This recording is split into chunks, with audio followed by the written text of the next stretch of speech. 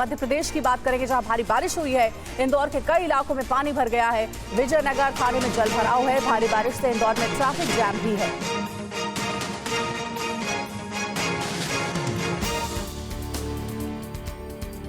ये तस्वीरें मध्य प्रदेश की आर्थिक राजधानी इंदौर की हैं। भारी बारिश ने इंदौर की रफ्तार पर ब्रेक लगा दिया। बारिश से सबसे ज्यादा इंदौर का विजयनगर इलाका प्रभावित दिखा। बारिश के बाद विजयनगर की कई पॉश कॉलोनी में पानी भर गया। साथ ही विजयनगर का थाना भी जलमग्न हो गया। लगातार हो रही बारिश से सड़कें तालाब बन गई, जिसके कारण देर शाम तक शहर के प्रमुख चौराहे पर लंबा जाम लग गया और जाम में फंसे लोग परेशान होते नजर आए। लगातार हो रही बारिश के बाद इंदौर नगर निगम भी अलर्ट पर है। और इंदौर जैसे हालात मध्य प्रदेश के बुरहानपुर में भी नजर आए। यहां भी भारी बारिश से लोगों को परेशानी का सामना करना पड़ा। शुक्रवार को ही भारी बारिश से बुरहानपुर में हालात बिगड़ गए। क्या आप अभी भी माता पिता बनने का सपना देख रहे हैं? अपोलो फर्टिलिटी के साथ अपने माता पिता बनने का सपना पूरा करें। मुफ्त परामर्श के लिए 9953440671 पर कॉल करें। बारिश के बाद बुरहानपुर के शनवारा चौराहे पर पानी भर गया, जिसकी वजह से कई वाहन बीच में फंस गए और नेशनल हाईवे पर लंबा जाम लग गया। कुछ घंटों की बारिश ने बुरहानपुर नगर निगम के दावों की पोल खोल दी। ड्रेनेज सिस्टम फेल हो जाने से शहर में जगह जगह जल जमाव हो गया। बुरहानपुर के बुधवार चौराहा, इतवार रोड, लोहर मंडी रोड, सिंधीपुरा और मोमिनपुरा में सड़कें तालाब बन गई। इस दौरान स्कूलों से घर जा रहे छात्र भी परेशान होते नजर आए। और वहीं मथुरा में जोरदार बारिश का कहर जारी है। भारी बारिश के बाद जगह जगह जल जमाव हो गया। बारिश के पानी में डूबी है कई गाड़ियां भी।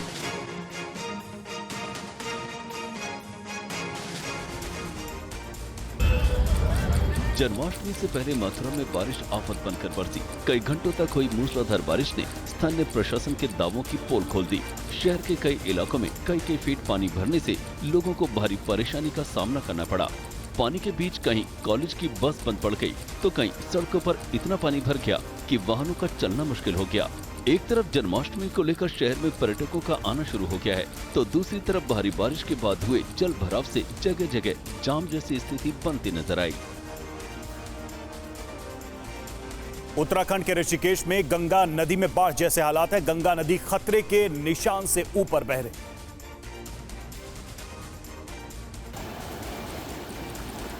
पहाड़ों पर लगातार हो रही बारिश से गंगा नदी उफान पर है। ऋषिकेश में गंगा का जलस्तर खतरे के निशान के ऊपर पहुंच गया है।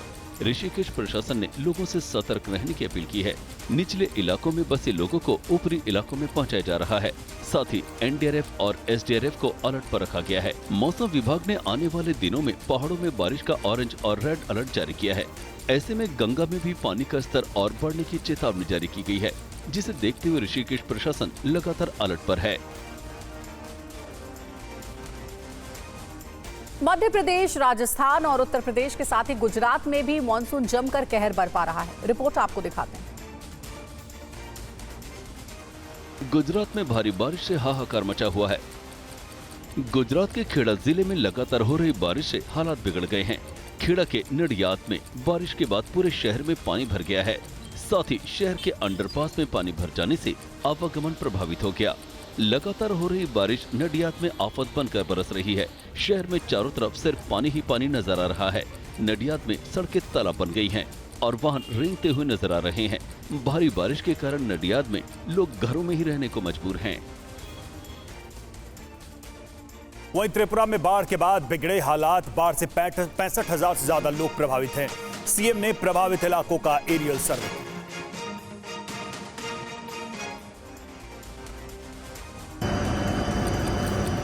भारी बारिश के बाद नदियों में आए उफान ने त्रिपुरा में जमकर तांडव मचाया है। बाढ़ से त्रिपुरा के अमरपुर और कारबुक सबसे ज्यादा प्रभावित हैं। त्रिपुरा के सीएम माणिक शाह ने बाढ़ प्रभावित इलाकों का एरियल सर्वे किया और बाढ़ से हुए नुकसान का जायजा लिया। इधर त्रिपुरा के बाढ़ प्रभावित क्षेत्रों में फंसे लोगों की रेस्क्यू के लिए सेना के 4 हेलीकॉप्टर तैनात किए गए हैं। हेलीकॉप्टर की मदद से प्रभावित लोगों का रेस्क्यू किया जा रहा है। साथ ही खाने के पैकेट भी पहुँचाए जा रहे हैं। राजस्थान के झालावाड़ में बस ड्राइवर की लापरवाही से यात्रियों की जान सांसत में पड़ गई। देखिए कैसे बीच नदी में फंसे लोगों का रेस्क्यू किया गया। ये तस्वीरें राजस्थान के झालावाड़ की हैं। झालावाड़ में एक निजी यात्री बस नदी के तेज बहाव में फंस गई। ड्राइवर तेज बहाव में बस निकालने की कोशिश कर रहा था। इस दौरान बस बीच नदी में फंस गई। जानकारी लगते ही ग्रामीण मौके पर पहुंचे और ट्रैक्टर की मदद से बस को बाहर निकालने की कोशिश शुरू हुई। कड़ी मशक्कत के बाद बस को बाहर निकाला गया। इस दौरान बस में बैठे सवारियों की जान सांसद में अटकी रही। जानकारी लगते ही पुलिस भी मौके पर पहुंची, लेकिन बस का ड्राइवर बस लेकर मौके से फरार हो गया। भारत ही नहीं, मलेशिया में भी बारिश कहर बनकर बरस रही है। मलेशिया में बारिश से बाढ़ जैसे हालात हैं। लगातार हो रही मूसलाधार बारिश के सामने मलेशिया बेबस नजर आ रहा है। मलेशिया के लैंकावी शहर में जारी बारिश के कारण बाढ़ जैसे हालात बन गए। सड़कों पर भरे पानी में कारें तैरती नजर आ रही हैं। मलेशिया के हार्बर पार्क इलाके में पानी भर जाने के बाद कारें डूब गई। ऐसे ही हाल मलेशिया के वर्ल्ड ट्रेड सेंटर के बाहर भी नजर आया। यहाँ पानी भर जाने के बाद कारें पानी में डूबी नजर आई। मलेशिया में जारी बारिश के बाद बिगड़े हालातों को देखते हुए स्थानीय प्रशासन ने लोगों से घरों में रहने की अपील की है। आरजीकर अस्पताल में वित्तीय गड़बड़ी की जांच सीबीआई करेगी, ये बड़ी जानकारी है। कलकत्ता हाईकोर्ट ने सीबीआई को दिए हैं जांच के आदेश। कोलकाता रेप मर्डर केस की जांच भी कर रही है सीबीआई।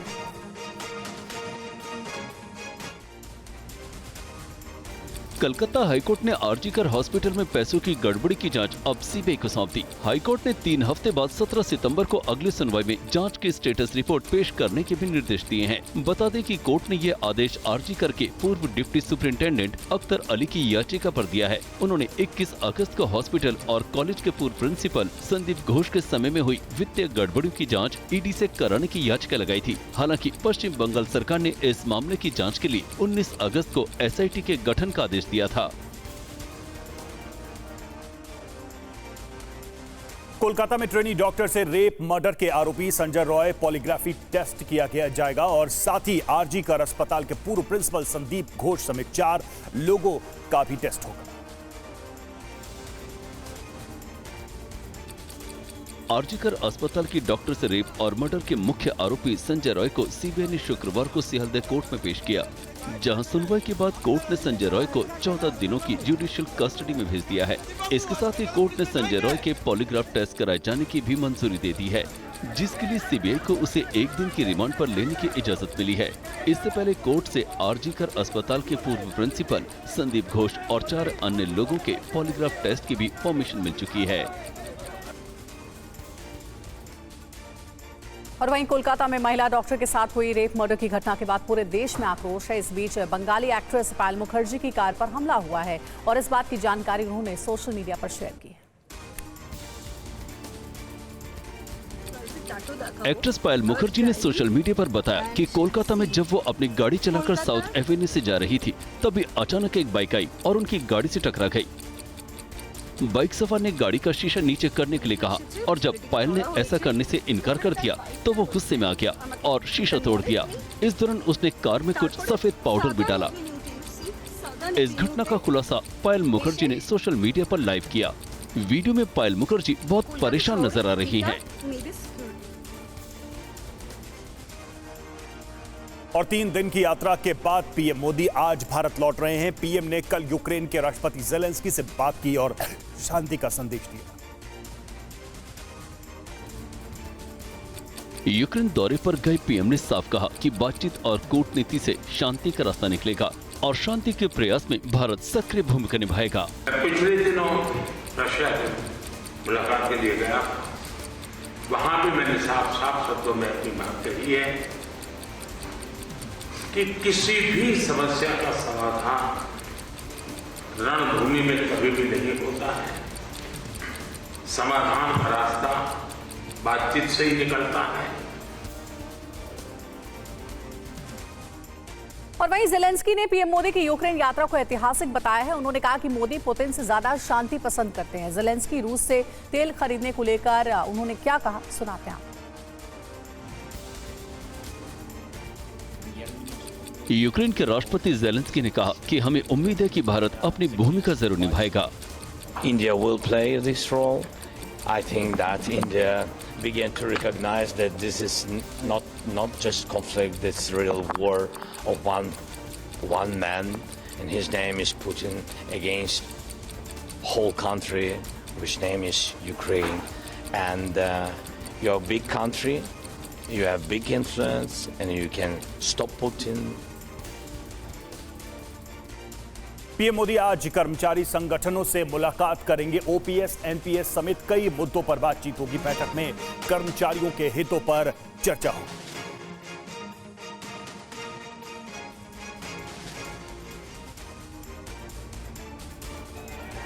पीएम मोदी आज केंद्रीय कर्मचारी संगठनों के नेताओं के साथ बैठक करेंगे। प्रधानमंत्री और कर्मचारी संगठन की बैठक को इसलिए अहम माना जा रहा है क्योंकि इसमें कर्मचारियों के हितों से जुड़े मुद्दों पर चर्चा हो सकती है।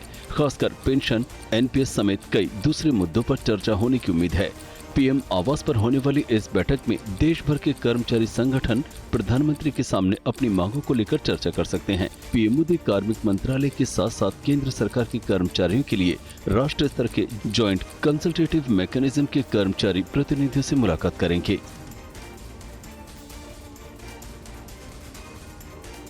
छत्तीसगढ़ के 3 दिनों के दौरे पर रायपुर पहुंचे अमित शाह। मुख्यमंत्री विष्णुदेव साय ने एयरपोर्ट पर स्वागत किया। आज और कल कई कार्यक्रमों में हिस्सा लेंगे अमित शाह।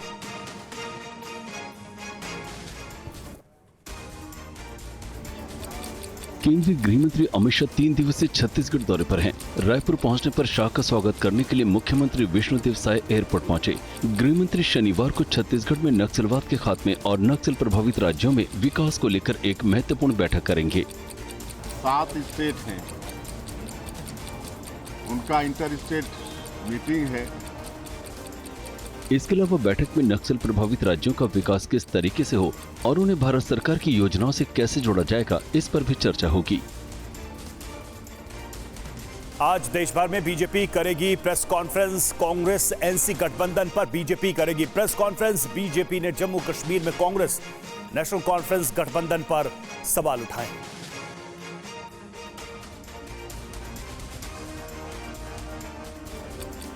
जम्मू कश्मीर विधानसभा चुनाव में कांग्रेस और नेशनल कॉन्फ्रेंस के बीच गठबंधन के बाद बीजेपी हमलावर हो गई है। बीजेपी आज इस मामले पर देश भर में प्रेस कॉन्फ्रेंस करेगी। पार्टी के मुख्यमंत्री, उप मुख्यमंत्री और अन्य बड़े नेता अपने अपने प्रदेशों में मीडिया के जरिए कांग्रेस पर सियासी हमला करेंगे। यूपी के मुख्यमंत्री योगी आदित्यनाथ, असम सीएम हिमंत बिस्वा शर्मा, देवेंद्र फडणवीस, बिहार के उप मुख्यमंत्री समेत कई बड़े नेता मीडिया से बात करेंगे और कांग्रेस एनसी के गठबंधन पर हमला बोलेंगे। राहुल गांधी आज प्रयागराज में संविधान सम्मान सम्मेलन में शामिल होंगे। संविधान सम्मान सम्मेलन का यह आयोजन सिविल सोसाइटी की तरफ से किया जा रहा है। संविधान सम्मान सम्मेलन कार्यक्रम में राहुल गांधी समापन भाषण देंगे। ये कार्यक्रम इलाहाबाद मेडिकल एसोसिएशन के कन्वेंशन सेंटर में हो रहा है। सम्मेलन में राहुल गांधी करीब 1.5 घंटे तक रहेंगे। संविधान सम्मान सम्मेलन का ये आयोजन सिविल सोसाइटी की तरफ से किया जा रहा है। यूपी कांग्रेस के प्रदेश अध्यक्ष अजय राय के मुताबिक राहुल गांधी कार्यक्रम में अपनी बात रखेंगे। अपनी बात सिविल सोसाइटी में रखेंगे और जो जनता जो आज पूरे देश की परेशान है, पूरे देश के लोग आज चिंतित हैं, किसान, मजदूर, भाई बहन, हर व्यक्ति परेशान है, उसी के तहत कल वो इस कार्यक्रम में भाग। मैसूर शहरी विकास प्राधिकरण से जुड़े कथित घोटाले के विवादों के बीच कर्नाटक के मुख्यमंत्री सिद्धारमैया दिल्ली पहुंचे, जहां उन्होंने कांग्रेस आला कमान से मुलाकात की। कांग्रेस हाईकमान ने मुख्यमंत्री सिद्धारमैया का समर्थन किया और उन पर लगे सभी आरोपों को खारिज करते हुए कहा कि सभी कथित आरोप राज्य में कांग्रेस सरकार को अस्थिर करने और सरकार की विभिन्न गारंटी को रोकने का प्रयास है, लेकिन पार्टी नहीं झुकेगी और न्यायपालिका के साथ जनता की अदालत में लड़ाई जारी रखेगी। बैठक के बाद सिद्धारमैया ने भरोसा जताने के लिए हाईकमान को धन्यवाद दिया। I thank once again the high command, particularly mister Mallikarjun खड़गे, मिस्टर वेणुगोपाल, मिस्टर राहुल गांधी जी। महाराष्ट्र में बदलापुर घटना को लेकर सियासी महाभारत जारी है। हाईकोर्ट के फैसले के बाद एमवीए ने आज महाराष्ट्र बंद का फैसला वापस ले लिया है, लेकिन उद्धव ठाकरे ने कहा है कि वो काली पट्टी बांधकर 2 घंटे तक प्रदर्शन करेंगे। शिवसेना यूबीटी के प्रमुख उद्धव ठाकरे ने कहा कि हाईकोर्ट का फैसला हमें मंजूर नहीं है। कोर्ट का फैसला हमें मंजूर नहीं है, इसके खिलाफ हम सर्वोच्च न्यायालय में तो जा सकते हैं, लेकिन कल के कल इसके ऊपर कोई सुनवाई नहीं हुई। उद्धव ने कहा कि बांग्लादेश जैसे हालात न हो, इसलिए जनता सड़क पर उतरती है। जनता को ऐसे लगे कि मेरे रक्षण करने के लिए कोई सामने नहीं आ रहा है, तो हमने अपने पड़ोसी देश में देखा है, जनता खुद सड़क पर उतर आती है। खबर नागपुर से। नागपुर में विमान की इमरजेंसी लैंडिंग, विमान में यात्री की तबीयत बिगड़ी। बेंगलुरु से आ रहा विमान नागपुर डाइवर्ट किया गया, तो इमरजेंसी लैंडिंग कराई गई है विमान की। जानकारी ये मिल रही है कि यात्री की तबीयत खराब हो गई, जिसकी वजह से इसे डाइवर्ट करना पड़ा। बेंगलुरु से आ रहा विमान नागपुर डाइवर्ट किया गया। असम के नागांव जिले में 14 साल की लड़की के साथ गैंगरेप के खिलाफ लोगों में जबरदस्त आक्रोश है। वहीं सीएम हेमंता ने आरोपियों के खिलाफ कड़ी कार्रवाई की बात कही। इस घटना के बाद बड़े पैमाने पर विरोध प्रदर्शन किए गए। सड़कों पर गुस्साए लोगों ने न्याय की मांग, वी वांट जस्टिस के नारे लगाए और दोषियों के खिलाफ सख्त से सख्त सजा की मांग की। इस घटना को लेकर मुख्यमंत्री हिमंता बिस्वा शर्मा ने कहा कि जिन अपराधियों ने एक नाबालिग बच्ची के साथ जघन्य अपराध किया है, उन्हें बख्शा नहीं जाएगा। मैं तुरंत डीजीपी को भेजा, 2 लोगों को 2-3 घंटा में ही अरेस्ट किया। मंत्री भी उधर चला गया और आगे का भी कठोर कार्रवाई होगा ही होगा। इधर पंजाब में कंगना रनौत की फिल्म इमरजेंसी को लेकर के विवाद शुरू हो गया है। इमरजेंसी मूवी पर कई आरोप लग रहे हैं। शिरोमणि अकाली दल और शिरोमणि गुरुद्वारा प्रबंधक कमेटी ने इस फिल्म का विरोध किया है। फिल्म इमरजेंसी को लेकर पंजाब में बवाल मचा हुआ है। हाल ही में फिल्म का ट्रेलर रिलीज हुआ। इस फिल्म में कंगना रनौत इंदिरा गांधी का किरदार निभा रही हैं। शिरोमणि अकाली दल और शिरोमणि गुरुद्वारा प्रबंधक कमेटी ने इसका विरोध किया है। फिल्म पर सिखों को गलत तरीके से पेश करने का आरोप लगाया गया है। केंद्र सरकार और सेंसर बोर्ड से इस पिक्चर पर रोक लगाने की मांग की है। इसके अलावा कंगना रनौत पर धार्मिक भावनाओं को ठेस पहुंचाने का भी आरोप लगाया गया है। राजस्थान के भिवाड़ी में ज्वेलरी शोरूम में डकैती की वारदात को अंजाम दिया गया। घटना का वीडियो भी सामने आया है। तस्वीरें राजस्थान के भिवाड़ी की हैं, जहां एक ज्वेलरी के शोरूम में शुक्रवार शाम करीब 7 बजे डकैती की वारदात हुई। सीसीटीवी तस्वीरों में देखा जा सकता है कि भिवाड़ी सेंट्रल मार्केट के पास कुछ युवक अचानक शोरूम में घुसे और ज्वेलर और वहां मौजूद लोगों को पिस्टल दिखाकर डराया। इस दौरान विरोध करने पर आरोपियों ने दुकान में मौजूद लोगों के साथ जमकर मारपीट और फायरिंग की। गोली लगने की वजह से जहां शोरूम मालिक की मौत हो गई, वहीं कई लोग घायल भी हुए हैं।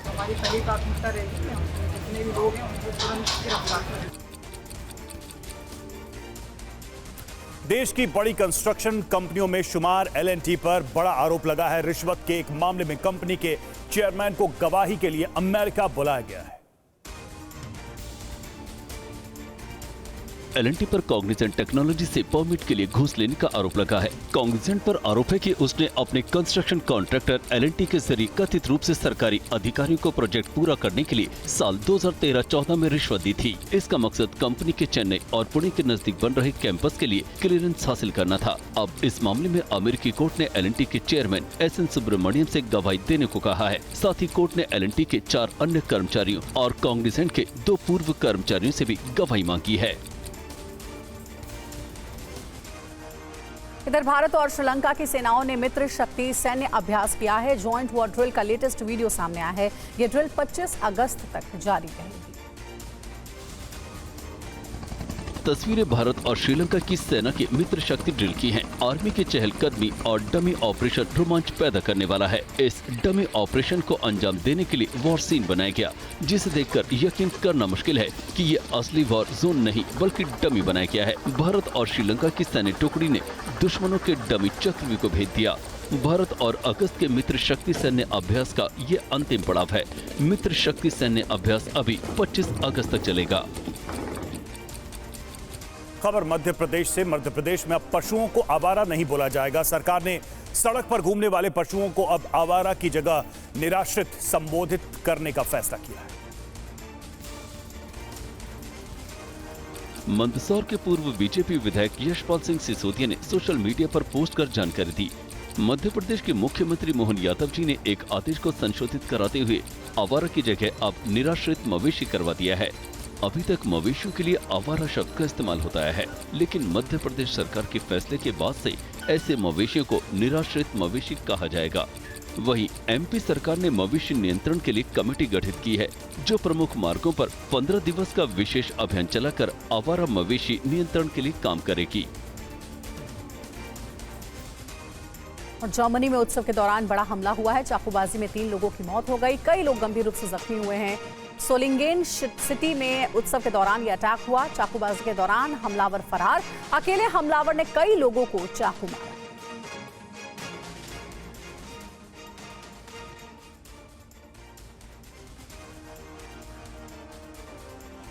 तो देखिए, सोलिंगेन सिटी ये बताया जाता है जहां एक उत्सव के दौरान ये बड़ा अटैक हुआ। चाकूबाजी के बाद हमलावर फरार बताया जा रहा है। एक के बाद एक कई लोगों को चाकू से मारा है अकेले हमलावर ने।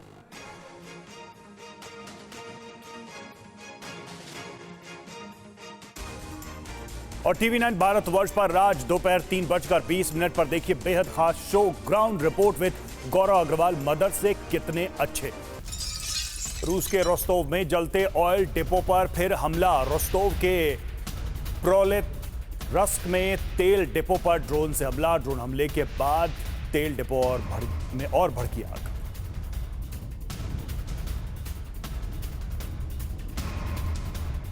तस्वीरें आप देखिए इस ऑयल डिपो की, जिसमें आग लगी है। जबरदस्त तरीके से ये आग लगी है और ड्रोन अटैक के बाद से इस तेल डिपो में अचानक से ये भयानक आग भड़क गई।